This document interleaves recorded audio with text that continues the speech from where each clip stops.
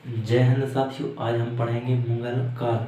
जैसा कि आप यहाँ देख रहे हैं मुगल काल, तो यहाँ देखेंगे हम कि मुगल वंश का संस्थापक कौन था, इसने कितना शासन किया है, क्या क्या इसने अपने शासन काल में किया है, अपने समय में किया है। इसके अंतर्गत हम पूरी जानकारी देखेंगे इसमें।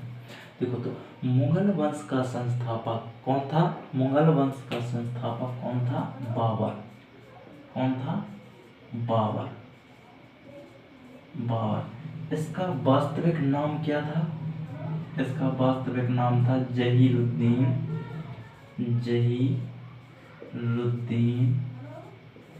मोहम्मद बाबर था। मुगल वंश का संस्थापक कौन था? बाबर। बाबर का वास्तविक नाम क्या था? जहीरुद्दीन मोहम्मद बाबर। बाबर ने अपने समय में कितने वर्ष तक शासन किया है? तो बाबर ने किया है 1526 से 1530 ईस्वी तक। कब तक किया है? 1526 से 1530 ईस्वी तक। बाबर के पिता का नाम क्या था? उमर शेख मिर्जा।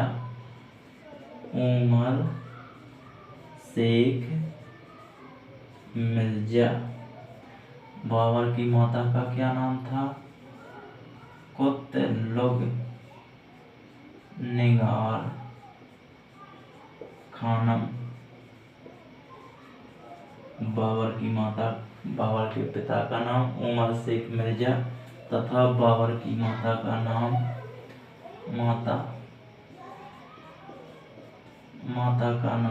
कुतलुग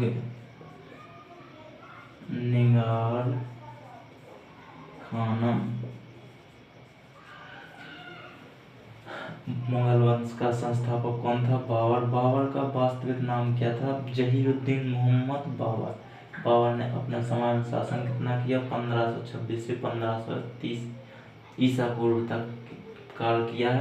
और बाबर के पिता का नाम उमर शेख मिर्जा तथा बाबर की माता का नाम कुतलुग निगार खानम था। बाबर की पत्नी का नाम क्या था?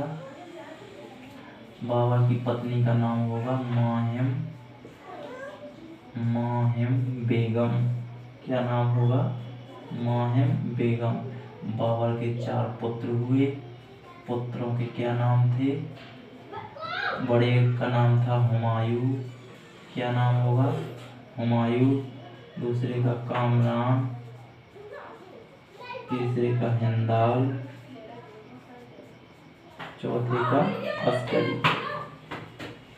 अस्करी।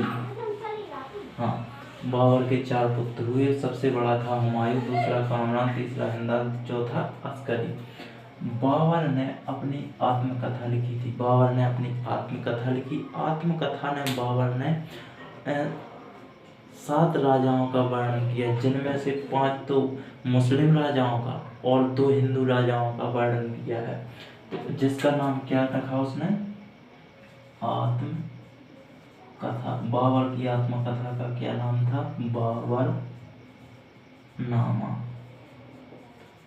बाबरनामा।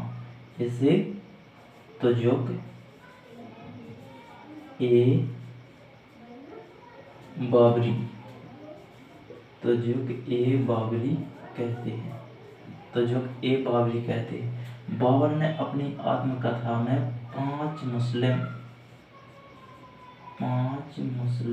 राजाओं तथा 2 हिंदू राजाओं का वर्णन किया है। इसके बाद में बाबर ने 11 वर्ष की अवस्था में, कब बाबर का जन्म कब हुआ था? अब यहाँ देखेंगे। बाबर का जन्म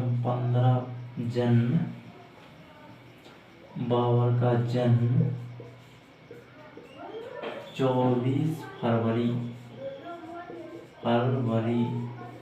1483 को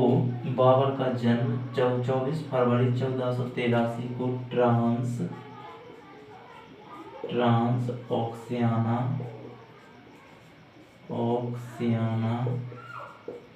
भावना उनहर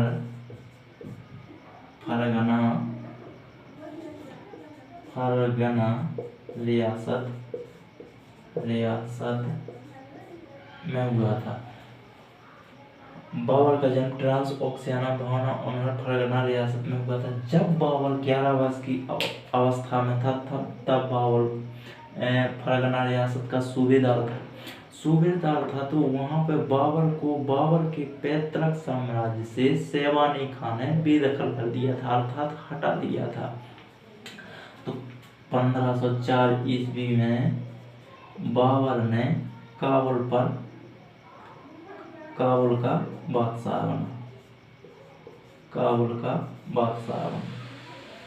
बादशाह कितने 1504 ईस्वी में। 1507 ईस्वी में बाबर ने बादशाह की उपाधि धारण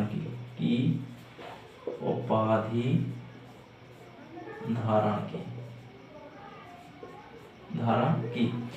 इसके बाद में 1519 में बाबर के द्वारा प्रथम युद्ध लड़ा गया था, जिसे कहते हैं भैरा बाजौर का युद्ध, जिसे भैरा बाजौर का युद्ध कहते हैं। इसी युद्ध में बाबर के द्वारा तोपों का प्रयोग किया गया था, सर्वप्रथम तोपों का प्रयोग किया गया था। बाबर अपने पितृपक्ष से चंगेज मातृ पक्ष से चंगेज वंशज था और पितृपक्ष से तैमूर वंशज था। बाबर पितृपक्ष से तैमूर वंशज तथा मातृपक्ष से चंगेज खां वंशज था। बाबर के द्वारा 4 महत्वपूर्ण युद्ध लड़े गए थे, जिनकी एक ट्रैक क्या होगी, महत्वपूर्ण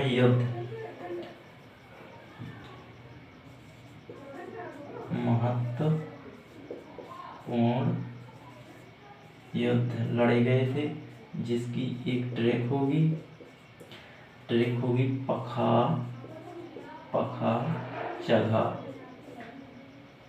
चघा।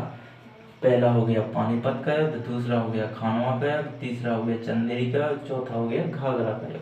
पहला हो गया पानीपत का युद्ध, दूसरा हो गया खानवा का युद्ध, तीसरा हो गया चंदेरी का युद्ध, चौथा हो गया घाघरा का युद्ध। जिसका एक मोबाइल नंबर होगा 26 27 28 29 और 30। जे बाबर का अपना मोबाइल नंबर है 26 27 28 29 30। इसको आप लगाओगे तो किससे बात होगी, आपकी बाबर से बात होगी। ठीक है। हाँ, तो सबसे पहले देख लेंगे पानीपत का युद्ध। क्या देखेंगे हम, पानीपत का बाबर के द्वारा लड़ा गया पानीपत का युद्ध किससे लड़ा गया था और कब लड़ा गया था। इसको मैं साफ कर दूं जरा।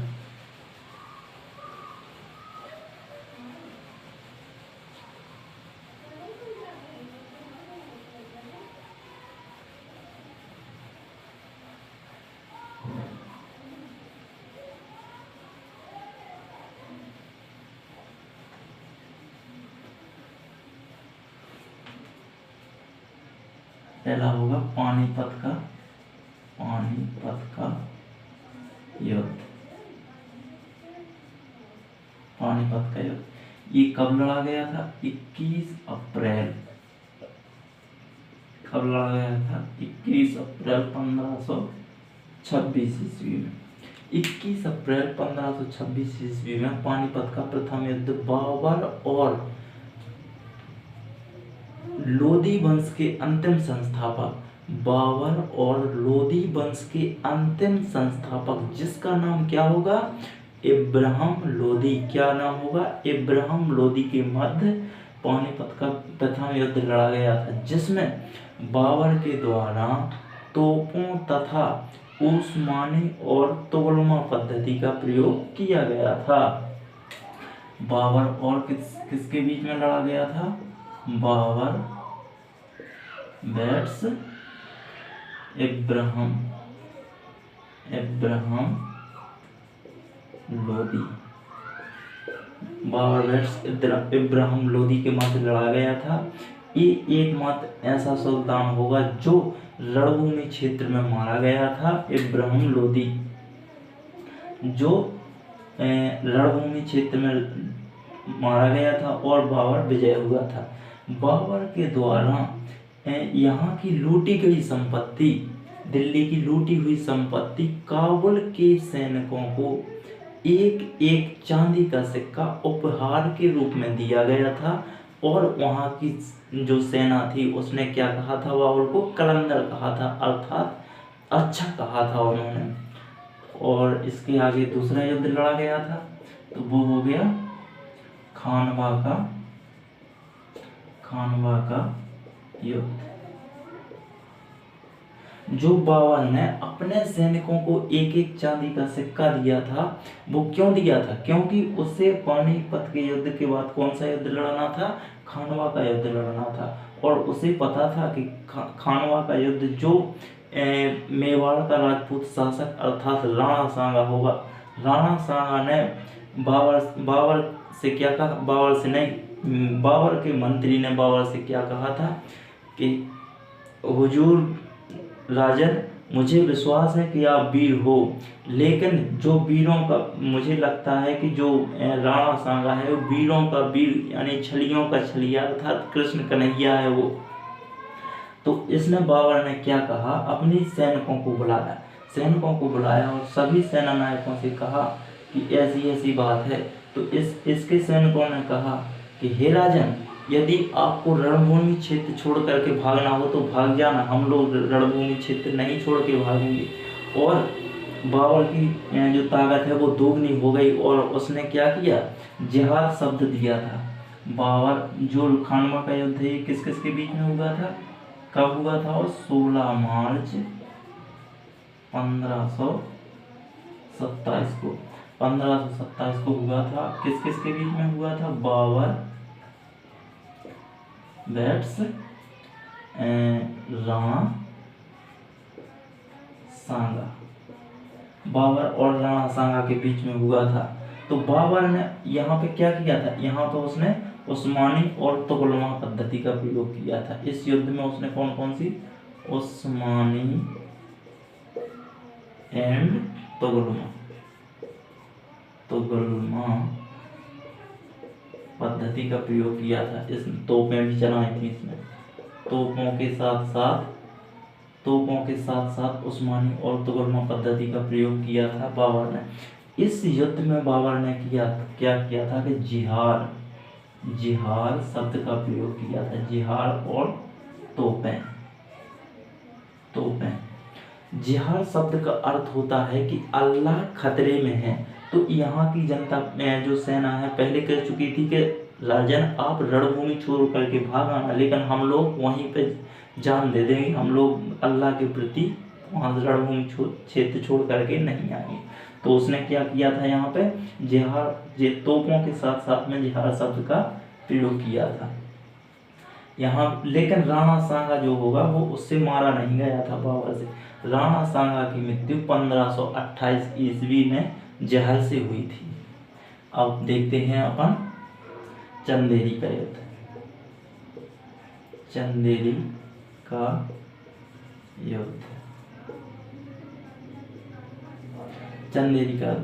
चंदेरी का युद्ध किस किस के बीच में लड़ा था? बाबर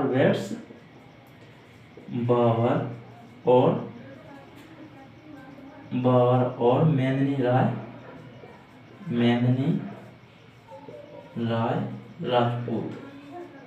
राजपूत के मध्य, मेदिनी राय राजपूत के मध्य लड़ा गया था। चंदेरी का युद्ध बाबर और मेदिनी राय राजपूत के मध्य लड़ा गया था। चंदेरी कहाँ पर स्थित है? मध्य प्रदेश के अशोकनगर जिले में स्थित है। क्या? चंदेरी की साड़ियाँ अत्यधिक प्रसिद्ध हैं, लेकिन साड़ियों से अभी अपन को मतलब नहीं है। अभी क्या चल रहा है? युद्ध चल रहा है। हाँ, तो बाबर और मेदिनी राय राजपूत के मध्य हुआ था। बाबर ने इस युद्ध में क्या किया था कि बाबर गया युद्ध करने के लिए, तो वहाँ के जो सेना नायक थे उनसे कहा कि तुम यहाँ पे ये इतनी सी जॉब क्या कर रहे हो, मैं तुम्हें इससे 2 गुना पैसा दूंगा। क्या करूँगा मैं? इससे 2 गुना पैसा दूंगा, मुझे अंदर जाने दो। तो यह अंदर चला गया और ऐसा सभी सैनिकों से कहा, उनको लालच दे दे करके आगे चला गया। और जैसे ही राजा वहाँ पे मिले तो उनको मार दिया। वहाँ पर इसने बाबर ने राजपूतों की इतने सर काटे कि एक मीनार खड़ी कर दिया था, ढेर लगा दिया भारी भारी। तो वहाँ की ये चंदेरी की राजघराने की जो स्त्रियां हैं अर्थात रानियों ने क्या किया था, एक साथ 800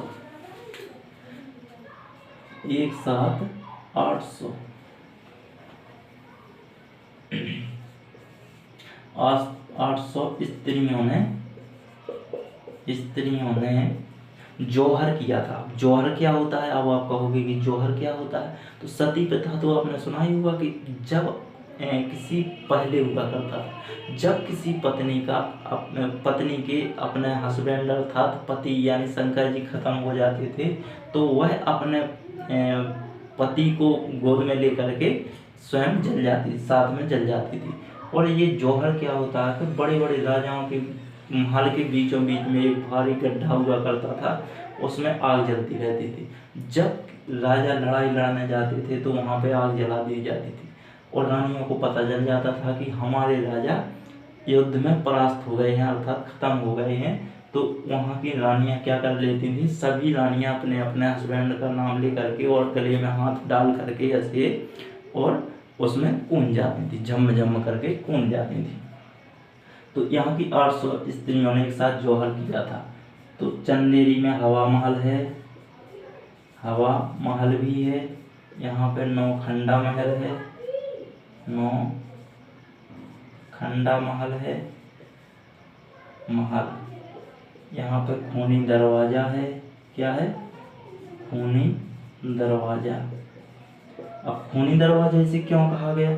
क्योंकि यहाँ पर बाबर ने राजपूतों के इतने सारे सर काटे कि यहाँ से खून की धाराएं बहने लगी। अर्थात जिस गेट से खून निकला, बहुत सारा खून निकला, तो उसे खूनी दरवाजा नाम कहा गया। ठीक है। इसके आगे घाघरा का युद्ध। घाघरा का युद्ध यह किस किस के बीच में लड़ा गया था? ये कब लड़ा गया था? ये जनवरी 1528 में। अब ये युद्ध कब लड़ा गया था? 6 मई 1529 ईस्वी में। ये 6 मई 1529 ईस्वी में किस किस के बीच में? बाबर वेट्स महमूद अफगानी के मध्य लड़ा गया था।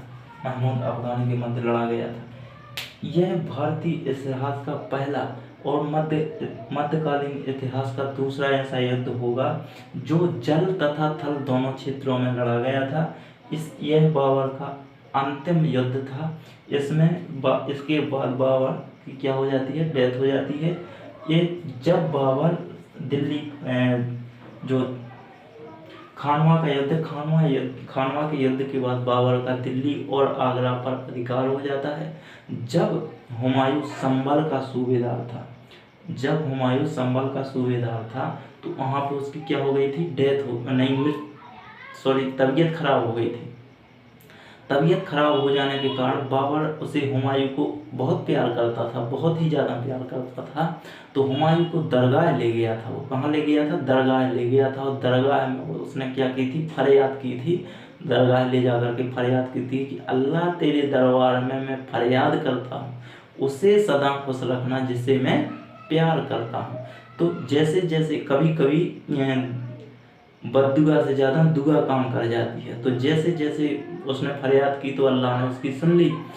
तो जैसे जैसे बाबर जो हुमायूं ठीक होता गया, वैसे वैसे बाबर बीमार होता गया। जैसे जैसे बिल्कुल से हुमायूं सही हुआ, वैसे वैसे बाबर खत्म हो गया। बाबर की मृत्यु कब हुई थी? 1530 ईस्वी में मृत्यु हो गई थी। जय हिंद।